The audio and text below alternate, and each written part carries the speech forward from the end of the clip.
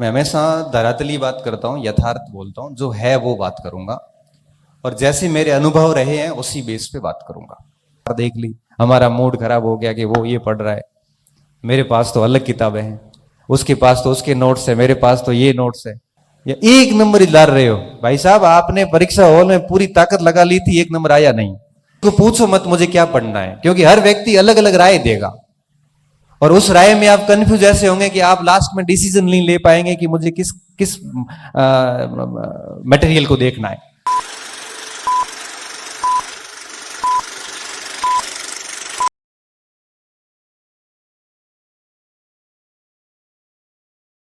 अगर आप जिंदा हैं ना तो दिक्कतें आएगी, किसी के फैमिली इश्यूज होंगे, किसी के आर्थिक इश्यूज होंगे, किसी के शारीरिक होंगे, हर प्रकार के इश्यूज आते हैं। लेकिन मैं ये मानता हूं कि अंदर अंदर धुन होती है ना एक, अगर वो धुन है तो मुझे लगता है कि वो समस्या आपको बहुत अधिक रोक नहीं सकती। टारगेट लेके कंटिन्यू कर ही नहीं रहे, एक दिन आप फर्स्ट ग्रेड की कर रहे हैं, एक दिन आप सेकंड ग्रेड पे लग रहे हैं। किसी ने कुछ कह दिया, लाइब्रेरी में गए थे और लाइब्रेरी में किसी ने कह दिया कि सेकंड फर्स्ट ग्रेड की सीट ही नहीं है। अरे 4 बार कोर्स किया हुआ, कल एक मैसेज आता है, सर 4 बार कोर्स किया हुआ है, अब सोच रहा हूं कि L1 की कर लूं। 4 बार किसका किया बेटा मैंने? तो क्या सर मैंने इतिहास 4 बार पढ़ लिए, टेस्ट सीरीज में नंबर भी अच्छे आ रहे हैं, तो अब सोच रहा हूं L1 की कर लूं क्योंकि उसमें पोस्ट नहीं आई। तो फिर सिलेक्शन किसका होता है आखिर? पोस्ट तो बढ़ भी जाएगी। ये चीजें क्यों होती है? ये चीजें सिर्फ इसलिए होती है कि हमारी नियमितता होती नहीं है। हम यहाँ पे लाइब्रेरी में गए, लाइब्रेरी में जाने के बाद किसी के पास में नई किताबें 4 देख ली, हमारा मूड खराब हो गया कि वो ये पढ़ रहा है, मेरे पास तो अलग किताबें हैं, उसके पास तो उसके नोट्स है, मेरे पास तो ये नोट्स है, मेरे नोट्स में तो वो शब्द लिखा हुआ ही नहीं है, इसके नोट्स में तो पढ़ा है। इन चीजों में मत उलझिए। मैं कहता हूं कि सामग्री लिमिटेड रखिए पास में, और सामग्री सिलेक्शन के लिए इतना अधिक जिम्मेदार होती नहीं है। सिलेक्शन के लिए जिम्मेदार चीजें जो होती है उसे हम कहते हैं कि आप उस सामग्री को पढ़ते कैसे हैं। आप एक ही किताब आप मुझे दे दो और एक ही किताब आप ले लो, दोनों उन किताब को पढ़ते हैं और उसके बाद आप देखना कि दोनों के जब मार्क्स आएंगे तो आपको क्या लगता है, दोनों के नंबर सेम आएंगे? नहीं आएंगे। क्यों? क्योंकि उसको पढ़ने का जो हमारा तरीका है वो दोनों का ही अलग अलग है। इसलिए कहते हैं कि ये लाइब्रेरी में वगैरह में जाओ तो अकेले तैयारी करो, ये फालतू डिस्कशन मत करो किसी से। ये सबसे बड़ी समस्या आजकल के स्टूडेंट में देखने को मिलती है। थोड़ा धैर्य रखिए, सब्र रखिए, तभी जाके चीजें होती है। आपको अचानक से चाहिए होता है, और आपको पता है प्रगति तो हमेशा धीरे धीरे होती है। जल्दी तो क्या होता है? पतन। जल्दी हमेशा पतन होता है, प्रगति हमेशा धीरे धीरे होती है। एक दो लाइन आती है कि कह रहा है सौर ए दरिया को समुद्र का सुकून। शब्द है कि कह रहा है शौर ए दरिया को समुद्र का सुकून, कि जिसमें जितना ज़र्फ है वो उतना ही खामोश है। कि जिसमें जितना ज़र्फ है वो उतना ही खामोश है। मतलब ये होता है, दरिया का मतलब नदी और समंदर का मतलब आपको पता है ओशियन। दरिया हमेशा शोर करती है, नदियां आवाजें करती है, समुद्र में कोई आवाज नहीं आती। तो क्या कह रहा है कि सौर ए दरिया को पूछता है समुद्र का सुकून। समुद्र हमेशा कैसे रहता है? सुकून में। और गहरा कौन है? समुद्र। पानी किसके पास अधिक है? समुद्र के पास। लेकिन आवाजें कौन कर रहा है? दरिया। कि सौर ए दरिया को पूछता है समुद्र का सुकून, कि जिसमें जितना ज़र्फ है, जिसमें जितनी गहराई है, सहनशीलता है, वो उतना ही खामोश है। इसलिए कहता हूं कि ये आप खामोशी जो होती है ना, ये सबसे बेहतरीन इलाज होती है। पढ़ते जाइए, जितना ज्यादा पढ़ेंगे, जितना ज्यादा शांत रहेंगे, दुनिया से अलग रहेंगे, एक दिन अपने आप ही लाइमलाइट में आ जाओगे। एक दिन ऐसी पहचान स्थापित होगी कि कोई ज्यादा कुछ करना नहीं पड़ता। आपको लगता होगा जैसे आप मेरे को देख रहे हैं, या आपको लग रहा है कि ये व्यक्ति बना कैसे है। कुछ भी नहीं है। मैंने भी आपकी तरह 10वीं करी, मैंने भी आपकी तरह 12वीं करी, गवर्नमेंट स्कूल में करी, मैंने भी आपकी तरह बीए की, फिर मैंने भी बीएड की, मैं भी आपकी तरह तैयारी कर रहा था तो मैं भी मास्टर बन गया। फर्क इतना है कि मैंने बहुत चुनिंदा दोस्त रखे हैं, मेरे पास आज भी 4-5 दोस्ती है, और जिनको दोस्त बना के रखा और आज भी बने हुए और हर बात पे डिस्कस करते हैं, पढ़ाई करते हैं, किताबें पढ़ी, मेहनत करी, किसी भी निरर्थक फालतू फिजुल बहस में आज तक नहीं उलझे। जीवन बड़ा सरल रखा है। यहां सब घर बार छोड़ के यहां बैठे हैं तो मन में सोच क्या है कि 1 या 2 साल में कहानी खत्म करके घर जाएंगे। कहानी खत्म ढंग से करनी है। कहानी खत्म का मतलब ये नहीं है कि बहुत दर्दनाक अंत हो उसका। कहानी ऐसी होनी चाहिए कि वापस जाने के बाद में साथी आपके कहें कि यार ये तो बहुत सामान्य व्यक्ति था और बहुत अच्छी जगह चला गया, और फिर रास्ते अपने आप। मैं आपको बताऊं, कोई भी व्यक्ति सोच के नहीं निकलता कि मैं आईएएस बनूंगा। मैंने मेरे जीवन में नहीं सोचा था कि मुझे इस प्रकार का मंच मिलेगा और मैं ऐसे मंच पे आके बोलूं। मैं बड़ा शर्मीले नेचर का व्यक्ति था। 12वीं तक तो ये हालात थे कि सर मुझे प्रार्थना के लिए भी आगे बुलाते थे, तब भी मेरा हाथ ऐसे करता था। मैंने कभी नहीं सोचा था कि ऐसा की चीजें होगी। मैंने इतना जरूर सोचा था कि सिविल सर्विसेज की प्रिपरेशन करूंगा या सेना में चला जाऊंगा, लेकिन वो दोनों चीजें स्वास्थ्य के साथ चली गई। मस्तिष्क में नहीं था कि इस हायर एजुकेशन में आएंगे और आप बच्चे मुझे सुनेंगे। सब डेस्टिनी ने तय कर रखा है आप कहां जाने वाले। बस बात यह है कि सब्र के साथ में तैयारी होते रहना बहुत जरूरी है। बस मेहनत करते जाओ। आप कहां पहुंचने वाले हो ये आपको नहीं पता। 4 पंक्तियां आती हैं, सुरेंद्र जी बोलते हैं तो मैं भी थोड़ी बोल लेता हूं कि ख्वाब जहां पलते हैं, ख्वाब तो आप समझते हो कि ख्वाब जहां पलते हैं मेरे, खबर वहां तक रखता हूं। ख्वाब जहां तक पलते हैं मेरे, खबर वहां तक रखता हूं। जमीन पर पांव है मेरे और नजर आसमान तक रखता हूं। जमीन पर पांव, क्योंकि डाउन टू अर्थ होना व्यक्ति को बहुत ज्यादा जरूरी है। और नजर आसमान पर रखता हूं और मंजिल से भी वादा कर रखा है मैंने मिलने का। मंजिल से भी वादा कर रखा है मैंने मिलने का। और अब देखना यह होगा कि सब्र कहां तक रखता हूं, कि सब्र कहां तक रखता हूं, क्योंकि ये बहुत जरूरी होता है। 2 महीने में कई बार आपको रिजल्ट चाहिए होता है। मैं कई बार मेरे पास मैसेज आते, सर आपका कोर्स लिया है और 6 महीने में हो जाएगा क्या? 6 महीने में बेटा वैलिडिटी पूरी होगी और तो कुछ नहीं होगा। 6 महीने में कोर्स नहीं होता। क्यों? क्योंकि आप किताब से पढ़ो, चाहे आप कोर्स से पढ़ो, चाहे आप गाइड से पढ़ो, एक विषय अपना समय लेता है। आपको उसको दिमाग में डालने, वापस 4 से 5 बार रिवीजन करने में वक्त लगेगा। अगर 1-1.5 साल के लिए सब्र रख सको तो तैयारी करो। और आपको लगता है कि नहीं हमें 5 और 6 महीने में नौकरी चाहिए, तो बेटा वो पॉसिबल नहीं है।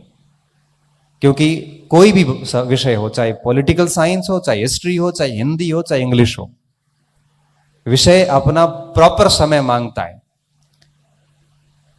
और जब मैं कहता हूं कि आप बाड़मेर छोड़ के या जालोर छोड़ के या जोधपुर छोड़ के या नागौर छोड़ के यहां सूरतगढ़ आते हैं, तो आपको तो वहां से केसरिया करके आना चाहिए। केसरिया समझते हो? केसरिया का मतलब क्या होता है कि अब आर या पार। फिर ये घंटे काउंट नहीं होते 14 हुए कि 15 हुए। पूछते हो ना, मुझे बड़ा ऐसे दया सी आती है, क्रोध भी आता है। कहते सर कितने घंटे पढ़ूं? तो मैं कहूंगा कि 3 घंटे पढ़ना है तो 3 घंटे पढ़ेगा। घंटे काउंट क्यों करने पड़ रहे हैं?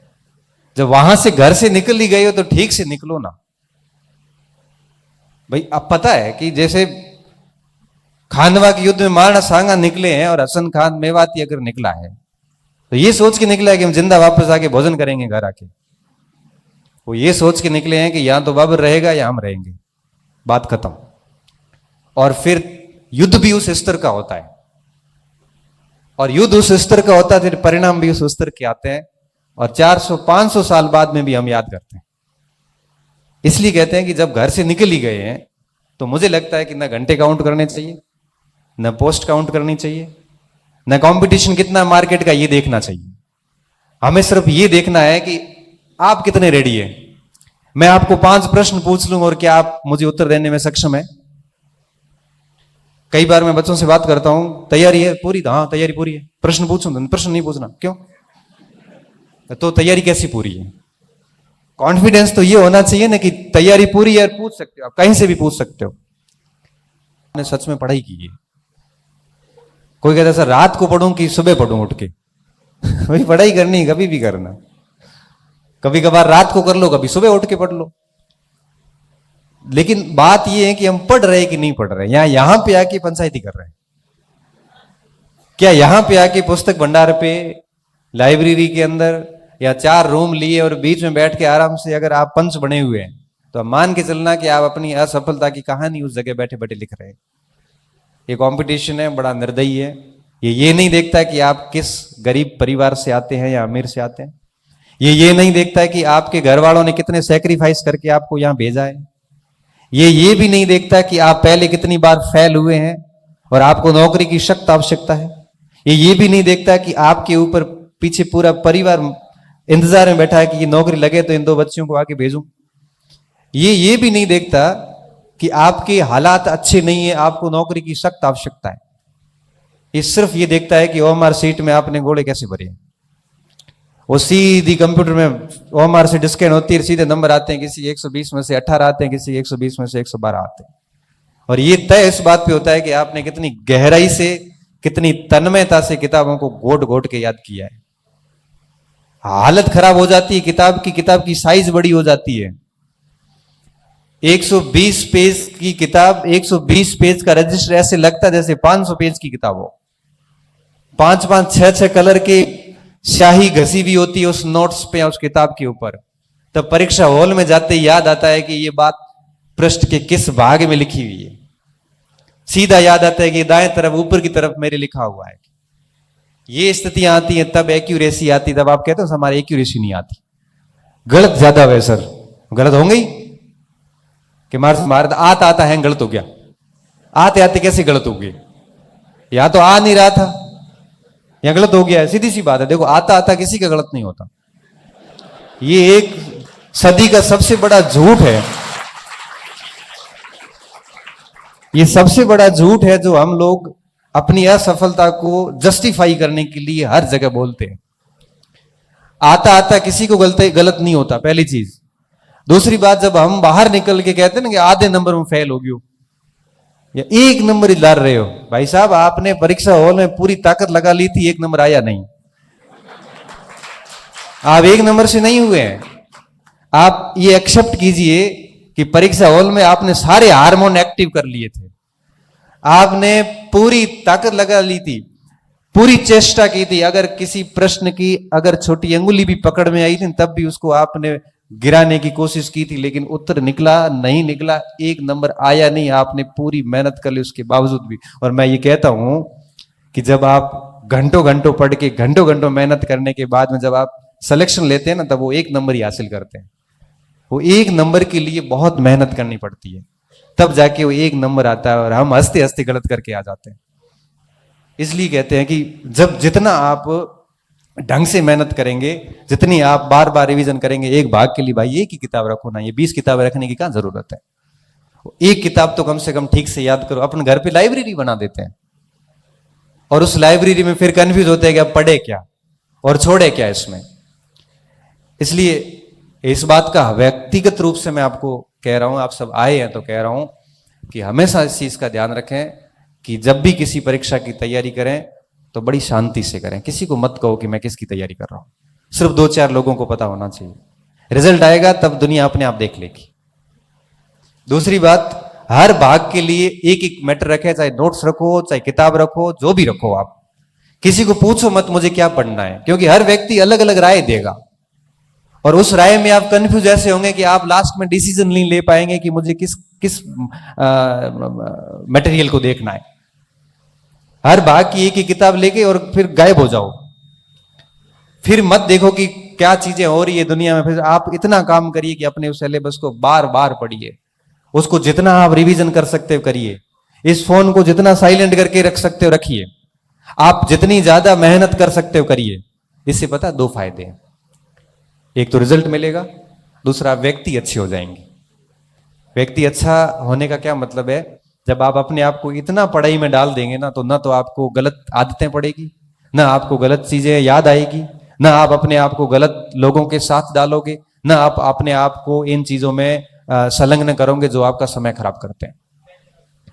इसलिए कहते हैं कि पढ़ाई 2 चीजें देती है, केवल नौकरी नहीं देती बल्कि एक अच्छा व्यक्ति बनाती है आपको। और जितनी बढ़िया से करोगे उतना आपका परिवार भी आपसे खुश होगा, और मैं तो सिर्फ यही कहता हूं कि जब इतनी दूरी से यहाँ पे आए हो और यहाँ आके आप घर के भोजन को त्याग कर यहाँ का जब आप पीजी का या हाथ से बना हुआ भोजन कर रहे हैं, तो मुझे लगता है कि आपको तैयारी भी उस लेवल की करनी चाहिए। आपके रूम में आपका कोई भी व्यक्ति दोस्त 12 बजे 11 बजे भी आता है तो आप पढ़ते हुए मिलने चाहिए। ठीक है, थोड़ा बहुत रेस्ट करिए, लेकिन पढ़ाई के साथ कभी कोताही मत करना। ये 3 या 4 साल की है, आगे का पूरा जीवन बाकी कार्यों के लिए पढ़ा है। ये याद होने की क्षमता है 26-27 साल तक आते आते खत्म हो जाती है। ज्यादा से ज्यादा व्यक्ति 30 साल तक पढ़ सकता है, उसके बाद नहीं पढ़ सकता। फिर जिम्मेदारियां आ जाती है,